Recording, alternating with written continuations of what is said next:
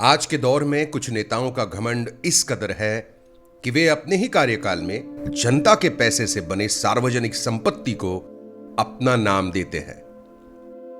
शायद इसीलिए कुछ लोग सोचते हैं कि जवाहरलाल नेहरू ने भी अपने प्रधानमंत्री होने का फायदा उठाकर खुद को एक भारत रत्न दे दिया, पर यह सरासर झूठ है। तत्कालीन राष्ट्रपति राजेंद्र प्रसाद ने नेहरू को भारत रत्न देने की घोषणा करते हुए स्वयं कहा, मुझे पता है कि मैं संविधान की परंपरा को तोड़ रहा हूं, क्योंकि मैंने मेरे प्रधानमंत्री और कैबिनेट को बिना बताए यह निर्णय लिया है। राष्ट्रपति राजेंद्र प्रसाद इतने भावना विवश क्यों हो गए कि उन्होंने किसी को बताए बिना जवाहरलाल नेहरू को भारत रत्न प्रदान किया। जुलाई 13, 1955 को नेहरू सोवियत संघ और यूरोपीय देशों की सफल यात्रा के बाद देश वापस लौटे। शीत युद्ध और उससे उभरे अणु युद्ध के खतरे को लेकर सारा विश्व चिंतित था, भयभीत था। पंडित नेहरू के विश्व शांति के आह्वान और उसके लिए उनके अथक प्रयत्नों को सारे देशों ने सराहा और पहली बार वैश्विक राजनीति के पटल पर भारत को बड़ा और महत्वपूर्ण स्थान मिला। देश के लिए यह इतनी बड़ी उपलब्धि थी कि उनकी वापसी पर देश के राष्ट्रपति राजेंद्र प्रसाद सारे प्रोटोकॉल को तोड़कर खुद उन्हें लेने हवाई अड्डे पहुंचे। नेहरू का स्वागत करने के लिए जोश से, उमंग से भरे लोगों का ऐसा हुजूम उमड़ा कि नेहरू को वहीं लोगों को संबोधित करना पड़ा। एक दिन बाद देश के राष्ट्रपति राजेंद्र प्रसाद ने नेहरू के सम्मान में एक राजकीय भोज यानी स्टेट डिनर का आयोजन किया और वहां उन्होंने पंडित नेहरू को भारत रत्न देने की घोषणा की। उन्होंने अपने भाषण में कहा, पंडित नेहरू की हमारे देश के लिए की गई आजीवन सेवाएं हमारे हाल के इतिहास में स्वर्ण अक्षरों में दर्ज है।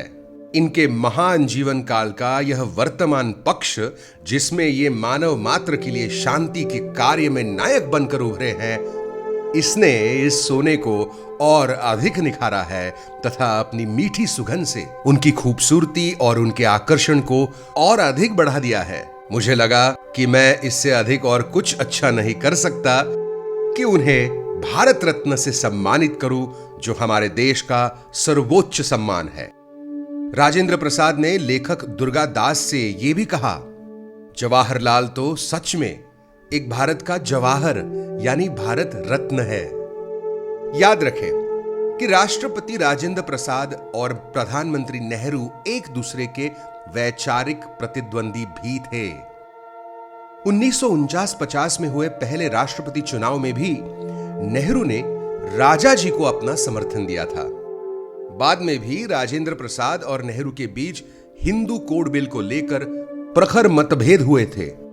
राजेंद्र प्रसाद देश के राष्ट्रपति थे और नेहरू की खोटी प्रशंसा करने की ना तो उनको जरूरत थी ना ही इच्छा। उनके मन में नेहरू के प्रति असीम आदर था, बल्कि उस वक्त दुनिया भर के नेताओं को नेहरू के प्रति आदर था। हर भारतीय के मन में उनके लिए अपार प्रेम था।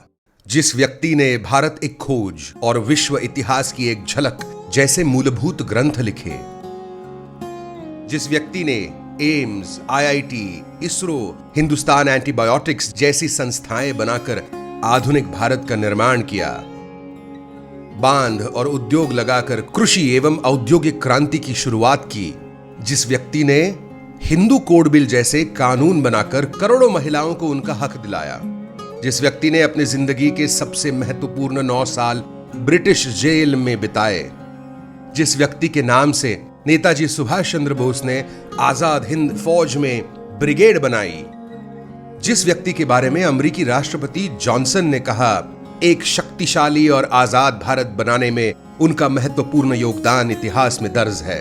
उन्होंने केवल भारत के नेता के रूप में ही मानवता की सेवा नहीं की, बल्कि शायद किसी और वैश्विक नेता से अधिक उन्होंने शांति के लिए मानव मात्र की इच्छा को मूर्त रूप दिया है। जिनके बारे में अमेरिकी राष्ट्रपति आइजनहावर ने कहा, मैंने उस हरेक मौके को कीमती समझा जिसमें मुझे उनसे मिलने का अवसर मिला। मुझे उनके मित्र होने का दावा करने में गर्व महसूस होता है।